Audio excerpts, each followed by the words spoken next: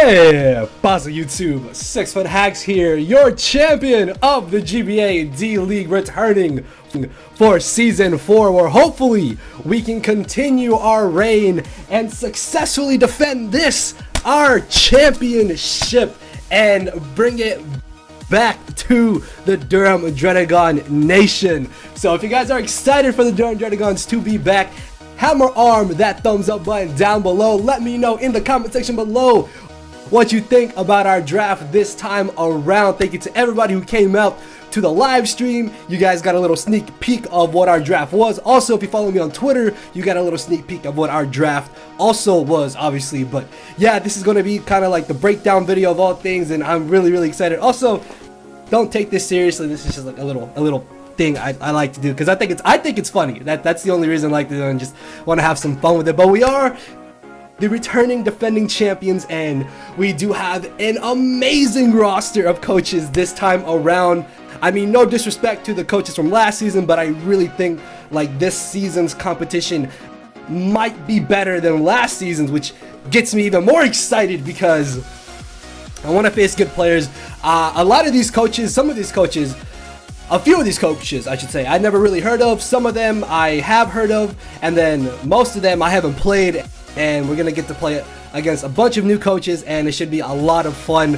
So yeah, if you guys are excited, you know what to do, man. I'm really hyped. Show up for support, guys. Would love to see all the support on the draft analysis video. So this time around, I'm gonna be doing it by myself. There's going to be no 3Fthax with me. I apologize, but much like season 3, we're gonna continue the wrestling nickname theme for our Pokemon this time around. So as I go through them on, I'll say the nickname of the wrestler, and yeah, let me know if you guys also agree with like the wrestling nicknames and stuff. So first off, I want to give a humongous shout out to my front office homies who were able to help me draft through this, and also thank you to some of the Bullet Punch Club homies who gave me some suggestions on stuff to pick. So with us being the returning champions, it was funny enough that we actually got randomized into first pick overall, and as you guys may know by now, I've never had first pick outside of P4G and now, which is pretty crazy.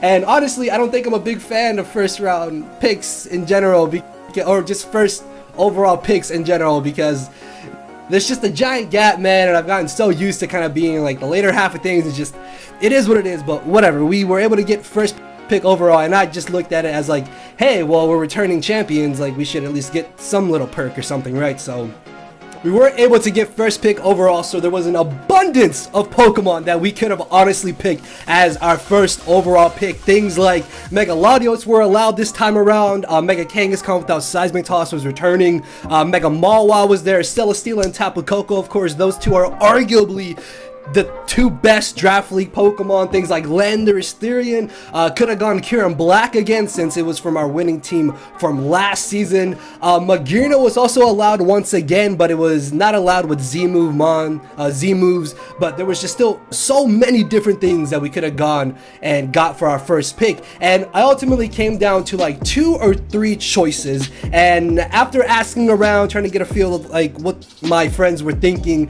it kind of led me towards this pick. And this is a Pokemon that nobody is ready for, because nobody is ready for Magearna, aka Oscar. Now, I did say Magearna does not get access to Z moves, but Magearna is just one of those Pokemon where if you look at it last season, even with Z moves, it really didn't do anything, and Magearna is still banned in so many leagues, even if it were not able to get Z moves. So while it may seem like Magearna's kind of hindered a little bit by not having Z moves, in a sense it's actually kind of beneficial to us, because that just means Magearna is that much of a threat that not only do we have Magearna, but we still have access to 2 Z move mons that we can make into also bigger threats. And the beautiful thing about Magearna is that it loves to benefit from items like leftovers, assault vest, potential berries, maybe even weakness policy,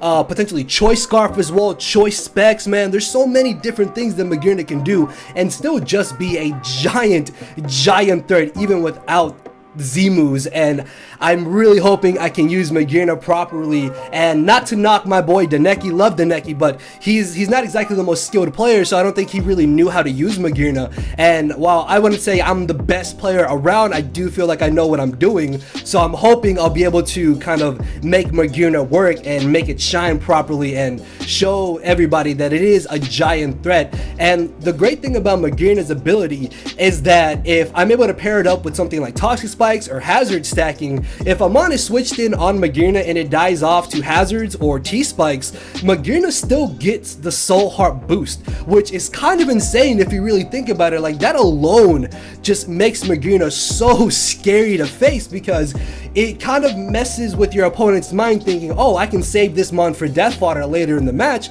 But then if you bring in Magearna and they sack that Mon off, they just gave Magearna a free boost, which is going to just probably overwhelm them, because Magearna has so many good setup options. It has Shift Gear, has Calm Mind, it can go Trick Room as well. Potentially like a mix set, it gets Explosion. Its physical attack set is base 95, which is not bad at all, honestly. And with it having a base 130 special attack set, this thing is going to be hitting like an absolute truck. It has coverage out the wazoo, guys. Bolt beam coverage. It has Aura Sphere. It's got that Floral Cannon. It has Flash Cannon. All the hidden powers. Signal Beam, Solar Beam.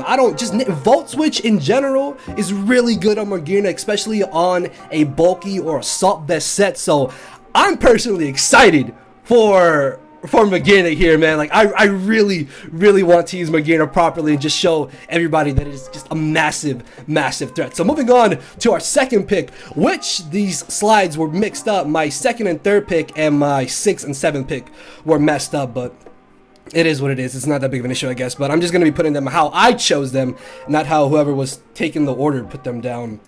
But for our next pick here, I had got sniped like 2 or 3 times, I think, trying to go into this second pick. The main snipe that got me, though, was Greninja. Like, I would have really loved to get Greninja again, man. Greninja last season proved to me that it's just absolutely amazing, man. Greninja this time around was tier 2, but Greninja is just a phenomenal Pokemon. Plus, it gave us Spikes and T-Spikes for Magearna. Unfortunately, though, it got sniped like a pick right before me, and then Megalop was still around, but of course that got sniped before me as well.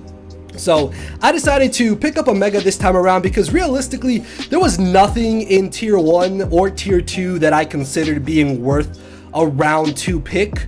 Like, if anything, there was mons there that I honestly felt like I could have waited for to get them later, like on my next wheel.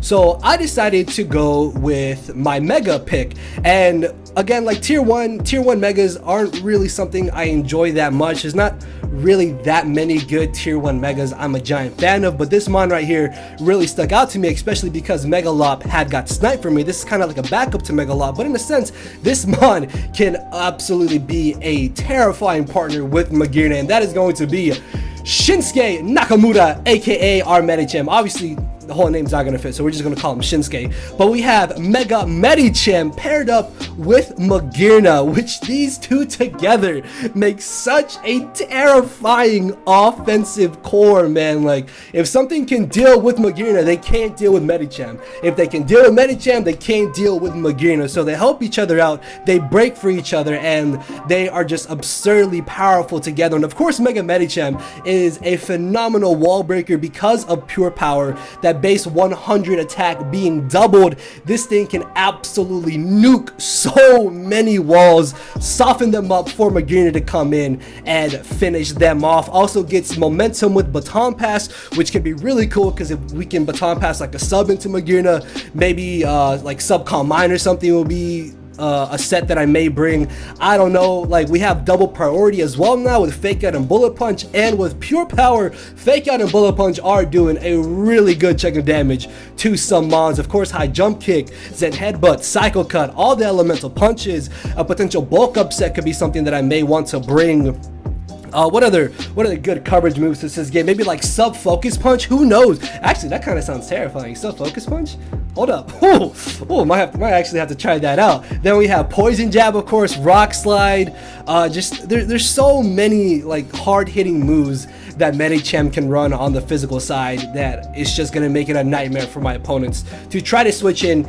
and prepare this along with Magearna. So moving on to our third round pick, this was the one Mon, I think, honestly, the one of the two Pokemon I 100% wanted this draft. This Mon was something that's been on my radar for a very long time, something I never really got to use, and I was like, I'm getting this round 3 regardless of whatever I get round 2, I don't care. So I decided to go with Nia Jax, aka Nidoqueen, and I'm really excited for this. You guys have no idea, because Nidoqueen, in my opinion, is honestly the best tier 3 Pokemon if Greninja's not in tier 3. Greninja's really good. Like, I'd probably put Greninja a little bit higher than Nidoqueen, but Nidoqueen, in my opinion, is easily top 3 best tier 3 Pokemon. I don't think it's tier 2 worthy. I don't think it's that good, but it's really good, especially in tier 3 where it's a steal. Normally it goes in the first 3 or 4 rounds, so I figured that it wouldn't come back to me, and because I really wanted to use it, I decided to get it round 3. And Nidoqueen is just one of those Pokemon that can do so many different things, man. Like, it's really bulky, it hits really hard, it's more than a reliable stealth rocker, man. Nidoqueen is one of those stealth rockers where it can just about always guarantee getting up rocks more than once in a battle, just because of how naturally bulky it really is. Also, it gets access to T-Spikes. Magearna loves Toxic Spikes, because if a Mon goes down to T-Spikes, Magearna gets the boost if it's in on the Mons, and then Medicham likes to have T-Spikes as well, because Fake Out and T-Spikes is a phenomenal combo in itself, and Fake Out already is going to be doing solid damage from pure power Mega Medicham. And of course, you guys know Nidoqueen has an absurdly good special move pool with Sheer Force, man. Nidoqueen, even without it running Life Orb or like a lot of special attack investment, is still doing respectable damage to a lot of Mons, man. It gets Bolt Beam coverage, it gets Fire coverage, Ground coverage, Rock coverage, Poison Stab, it gets Water moves as well, Priority and Sucker Punch, it gets Outrage, for crying out loud, Pursuit even. I don't know if I'll bring that, but we possibly could. Like, Nidoqueen is something I'm really hoping I can make shine on this draft. So moving on to our round number 4 pick here. This is a Mon that I've used a lot in previous seasons, and before I continue, there is honestly only this Mon and I think one other Mon that I've actually used before, so don't worry, you guys are gonna be seeing some new faces in the Durham Druddigons this time around. But this Mon right here is a Pokemon that I absolutely love. I believe it's a Pokemon that kind of gets a lot of flack, really. Like, it's honestly a really good Mon, and it can just do so many different things, plus the speed tier for our team, having that speed tier is going to be amazing. And I decided to go with Guerrero, aka the Infernape, and Infernape, in my opinion, is probably one of my favorite tier 1 Mons. Like, obviously it's not going to be a Mon that I'll take round 1, but it's definitely a phenomenal round 2 or round 3 pick in my honest opinion. And this was going to be our second tier 1 Mon, and I believe our final tier 1 Mon, because with Mega Medicham we didn't get any extra points, and we already have Magearna, so we had to use points on Infernape, so we can't get any more tier 1s. But I'm more than happy to got Infernape. I feel like I might have been able to wait a little bit longer for Infernape, but Greg didn't know if he was going to get Infernape or get Latios, or he was just lying because it's Greg and he's a snake. Nobody knows that, but it's okay. No, it's fine. I love Greg. I'm joking. But Infernape is just a phenomenal Pokemon. This also gives us a second Stealth Rocker, gives us some more priority. It gives us a Mon that can pivot into well, not pivot into Mega Medicham, but U-turn into Mega Medicham or U-turn into Magearna. Gives us a U-turner for a Volt Turn core potentially, because of Oscar over here learning Volt Switch. It gets double priority. It gets Swords Dance, Nasty Plot, Calm Mind, Bulk Up, a potential bulky Slack Off set could even come to some matches. Encore is really good on it. Endeavor is also a pretty solid option on Infernape, and that base 108 speed stat is great, because now we don't have to worry about base 105s potentially outspeeding everything that we do have so far. And honestly, I'm really excited for Infernape, man. I really feel like Infernape is a monster. I feel like a lot of people overlook it, and if we make it a Z-Mon, then it's definitely going to be a nightmare for our opponents to prep for. So the next team member that we got here is something that I honestly kind of took on a whim so at this point, the main Mon I really wanted to get Tornadus, but Tornadus ended up getting picked, which is why I decided to go Infernape. So at this point, I realized that if I'm going to try and structure my draft how I planned it out, then I'm not gonna have too much speed, so I at least want to have one extra speed tier so I can outspeed base 110 mons, because there's a good amount of 110 mons out there with that speed stat. So I decided to go with a mon that covered us getting a dragon type for our potential Fairy Steel Dragon Core. It gave us some more formal priority, and it gave us that much needed speed tier, and that is going to be Zygarde 10%, aka Zydogo, aka Zy Dillinger. Shouts out to Matty Brawley, because that is just a perfect 10 of a nickname, and the fact that it's Zygarde 10% is just, dude, it's such a good nickname, Matty, holy shit. But yeah, Zygarde 10% is something I've kind of low-key been wanting to use for a while now. I got to use Zygarde 50% before, so I figured that Zydog might actually pair up really well on this draft, considering the fact that Infernape and Nidoqueen can just about beat any and every single grass type. And then from there, Zygarde just kind of comes in. I click 1,000 arrows. I have the same base attack as Zygarde 50%. So I can just spam Bandit 1,000 arrows, and what are you going to do about it if you lose your grass type? You literally have to switch something in to sack off. And the great thing about the base 115 speed stat on Zydog is that there may be those matchups where we can run Adamant Bandit Zydog with 1,000 arrows, which is scary. Not to mention that it also gets access to extreme speed, which means now we have 3 forms of priority in conjunction with Toxic Spikes. That can be really, really helpful, because that's going to allow us to nab those potential extra KOs. Not to mention that Zygarde, well, yes, it's not Zygarde 10%, sorry. It's not like the most bulkiest thing around. It can still set up with moves like Coil, Dragon Dance. It gets Glare as well, which could come in handy in some matchups. Of course, Outrage is really nice. You have 1,000 arrows, Earthquake, and 1,000 waves as well for potentially trapping things. So all in all, I am really excited for this set. Plus, a cool thing that Zydog can do is that because it doesn't have that massive HP stat that the Zygarde 50% does, it could potentially make use of a sub pain split set, which is something I may be trying out in some future games. So I don't know, we may have to see how that turns out. So moving on to our 6th pick here, which is our actual 6th pick, so that's why there's gonna be like things like scribbled out. So yeah, just letting y'all know right now. But moving on to our 6th pick here. This was a mon that I've been wanting to use so badly since last season of D-League, but it got picked by Jolt, and then I struggled on passing it up in P4G because I was gonna bank all my money on being able to get it in D-League, and I was able to get it. This was the second Pokemon that I just really wanted to use along with Nidoqueen, and that is going to be Zygarde, aka Drew McIntyre. Shouts out to my boy Uzi for that nickname. And Zoroark, I think, is a great addition to this squad,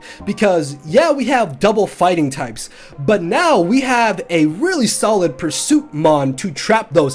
Fun fact, why do I keep thinking Zygarde? Zoroark has 1 base higher physical attack than Infernape. Infernape has base 104 physical attack, while Zoroark, I was about to say Zygarde again, while Zoroark has base 105 physical attack, and then Zoroark has a base 120 special attack, but Infernape only has a base 104 special attack. And just like Infernape, Zoroark can run Swords Dance, it can run Nasty Plot, it's a phenomenal Scarfer, gets access to Trick, we have priority in Sucker Punch, we have that Pursuit Trapper so that the Mega Medicham comes in, it clicks High Jump Kick, and my opponents need to sack whatever they have, because nothing is safe switching into Mega Medicham once you've lost your Ghost type, once you've lost your Psychic type. It's just coming in, clicking a Dual Stab, and something is dropping. So that's another huge benefit of Zoroark here. Not to mention that with it being able to have an amazing ability in Illusion, this can be disguised as potentially one of my fighting types, and it's going to force my opponent to think,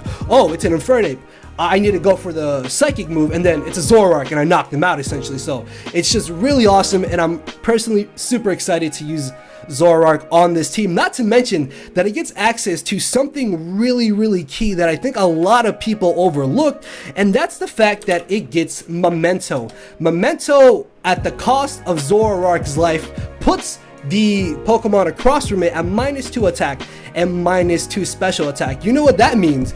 That means Magearna comes in, it can set up. Infernape comes in, it can set up. And Zygarde can come in and potentially set up. So while Zoroark is really frail, only having base 60 HP and defenses, it still has that nice little utility with Memento to allow our setup mons to just come in and take advantage of the opponent being at -2, and that's where I really think Zoroark is going to shine on this squad, not to mention that the illusion mind games is something I really want to try out as well. So moving on to pick number 7 here. At this point, you guys can tell I have a bit of a ground weakness, so I need to try and get a flying type. I need to get at least a levitating type, and I want to get a pure grass type. I also need hazard removal, I still need a water type, and I still need rocks. So I decided to this round take a mon that I used a bit in my previous run of the PGBL alongside Infernape, and that is going to be Serena. Now Serena is a mon that kind of gets hated on a lot. Like anytime I see any talk of Serena, it's always like it's a bad mon, it's not good, it's kind of lackluster in a sense. But for this draft in particular, it kind of checked off a lot of things I needed it to do. It had momentum, it was a grass type, which means it's a ground immunity.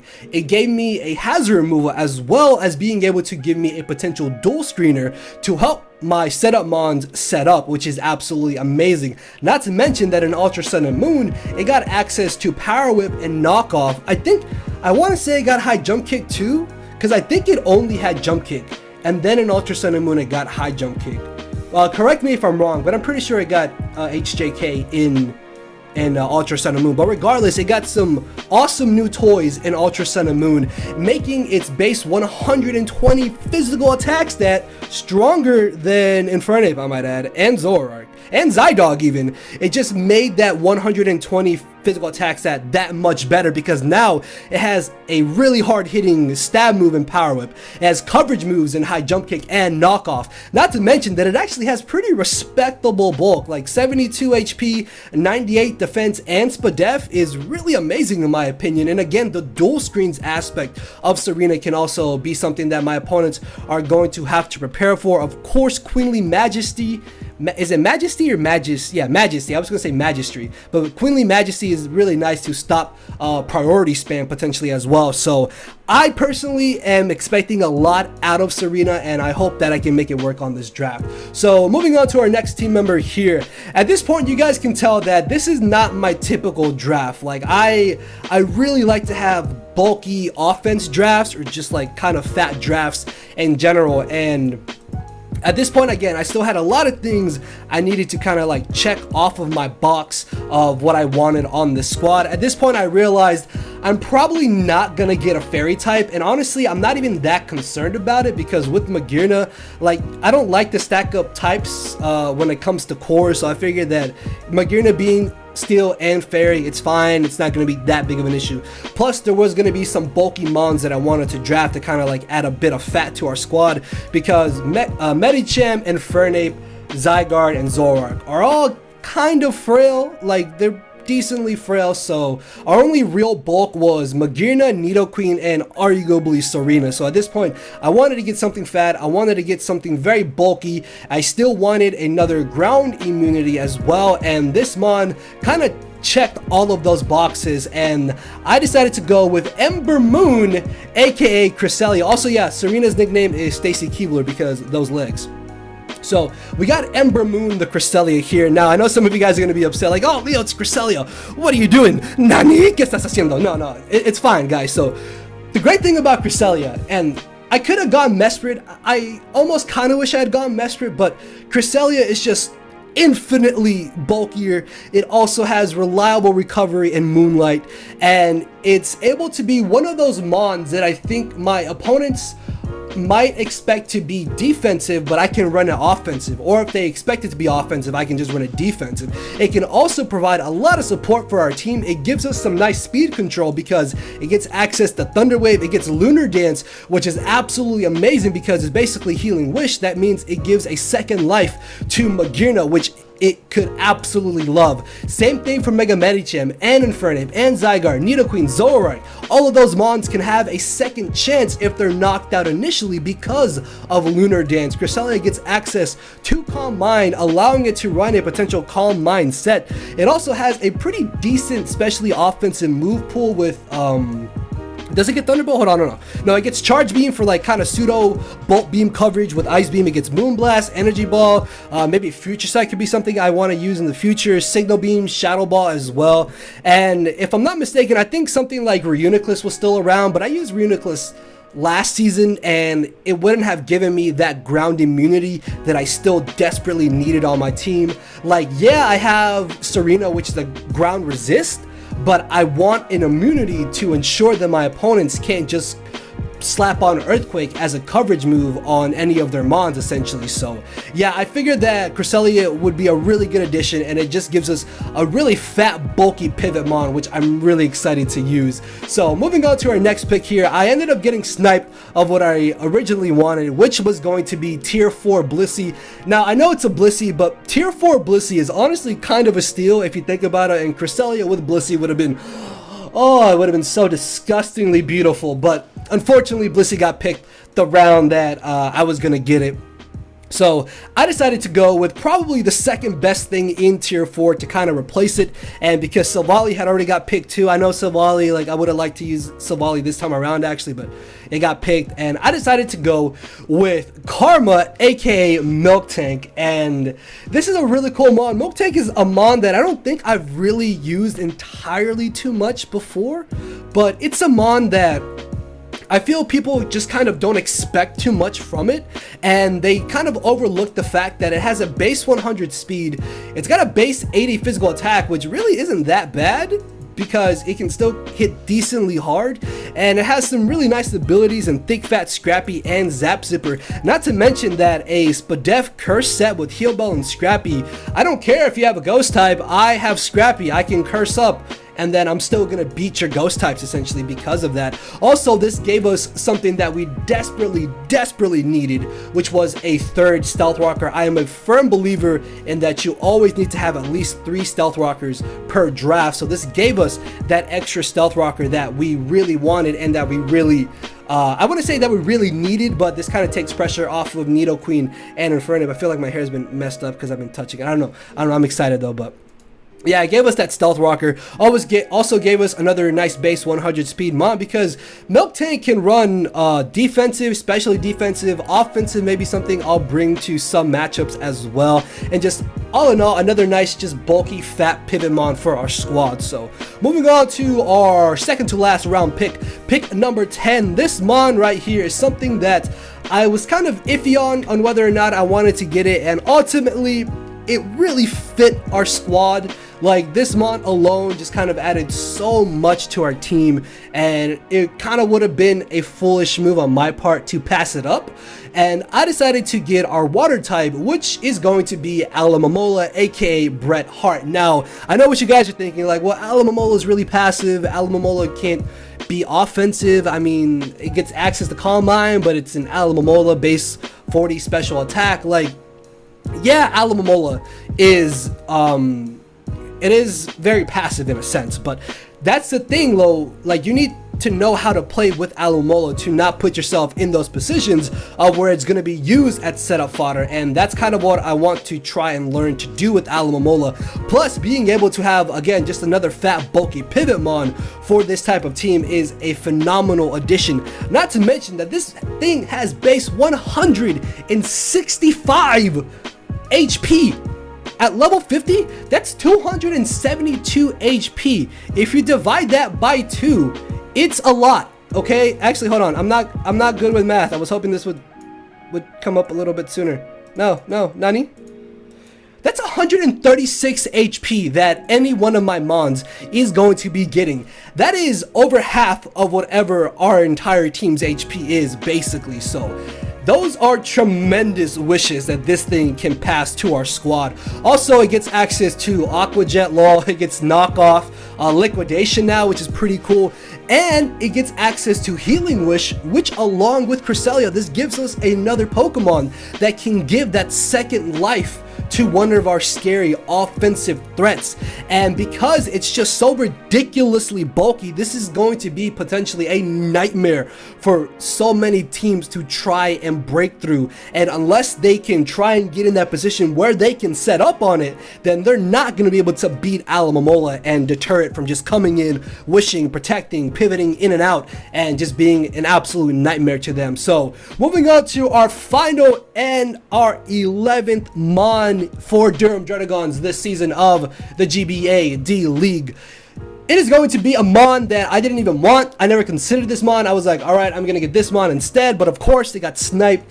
I think either the round that I chose Alomomola, or actually yeah, because it went that way, then it was coming back to the end. So yeah, so I was the last person to pick on round 10, and then I was the first person to pick on round 11, and I got picked around 10. And then I picked Alomomola, so I had to pick another backup, and I decided to go with Rotom Frost. Now, originally, I wanted to get regular Rotom just because it gave us the Ghost typing, it gave us another Levitate Mon, and a nice little Volt Switch Mon, but I guess Rotom Frost still kind of has the little added benefits of it being able to have Levitate, it still gets Volt Switch, and it still gets access to Defog. Obviously, not the most reliable defogger, but this still gives us a second defog. A second hazard removing option to be able to deal with hazard stacking and potentially dual screen offense, which I'm sure some of my opponents may try to bring against me. And the cool thing about Rotom Frost, and I think the really big benefit of it, is that it has stabbed Bolt Beam coverage. Bolt Beam coverage legitimately hits everything in the Pokemon metagame as far as I know, correct me if I'm wrong, but it hits everything for neutral or super effective damage, and that is really huge. And it's stabbed too, which makes it even better. Of course, it's only Blizzard, so I guess it'd be like Bolt Blizzard, Bolt Zard, Bolt Thunder Izzard, Blizzbolt coverage, there we go, Blizzbolt. Yeah, okay, we'll go with that. So, yeah, it gets Blizzbolt coverage, which is stab and hits everything for really good damage. It can be an amazing Scarf Pokemon as well. It gets access to Pain Split, Will-O-Wisp, of course, Defog, as I mentioned, and all in all, it's just kind of a little bit one-dimensional on what it can do. Like, it's just about always going to be special, obviously, but that's where you can kind of throw in potential Z moves, Scarf, Specs, Expert Belt, Leftovers, Life Orb or something, but all in all, I'm not sure how much I expect from Rotom. Honestly, I don't think it's going to be coming to like every single game, but I'm pretty sure in some matchups it's going to be very crucial. And yeah, guys, that is our draft for GBA D League. Our Z move mons, because of how GBA does Z moves, there's a point system, so I couldn't get things like Infernape and Zygarde essentially as my Z-Mons, or like Infernape and Zoroark. If I chose Infernape, I would have to get Rotom as my Z-Mon, or if I chose like a tier 2, I could get a tier 4 as my Z-Mon. But ultimately, after talking to my front office, after looking over our matchups and all the other teams, we faced everybody. Basically, it's round robin, so we faced everybody once, so it didn't matter. So after looking at all our matchups, we decided on going Z Infernape and Z Rotom Frost, because essentially those are just two of the best Z move mons, and those were the two Z move mons that had the most beneficial matchups to them. So Z Infernape, of course, it allows it to be a wall breaker and an absolute nuke now, which is going to make prepping for my opponents even harder, or it's going to be harder for them essentially. And then being able to have Z move Rotom Frost means that Z Blizzard and Z Thunderbolt can hit absolutely hard, so I'm hoping that I'll be able to use both of these Z move mons to great effects. And yeah, guys, that is it, man. That is our draft. Please let me know in the comment section below what you think about this draft. Do you like it? Do you hate it? Do you think it's terrible? I know we kind of doubled up on some types. We don't have a fairy type, but like we have enough bulk to deal with dragons in general. Magearna alone deals with dragons, but just, yeah, honestly, I really like this draft. Like, I don't normally like drafts that I get, because I was literally sniped like 5, 6, 7 different times when trying to draft this, and all in all, I think it turned out pretty well, a lot better than I had expected. If I could make one change, it would be regular Rotom over Rotom Frost, but that's just kind of more of a little nitpick on my end, so I'm not even like that worried about it, but just please guys, let me know what you think about our draft. I love it. I'm excited for it. I'll definitely make it work, and I hope you guys will have faith in me and the fact that we can try and lead the Durham Druddigons to another championship and hopefully back to back. So with that being said, guys, I will see you all next week with week number 1 of GBA D League. Thank you for coming out. Thank you for showing your support, guys. Love you all. And with that being said, I'll see y'all. So later, everybody. No matter where you're at, I'm not here to make friends, it's time to attack and deplete your HP with a final smash. Don't make me turn around and pull a 6-foot hacks. 6 foot hacks, yeah. 6 foot hacks, yeah. 6 foot hacks,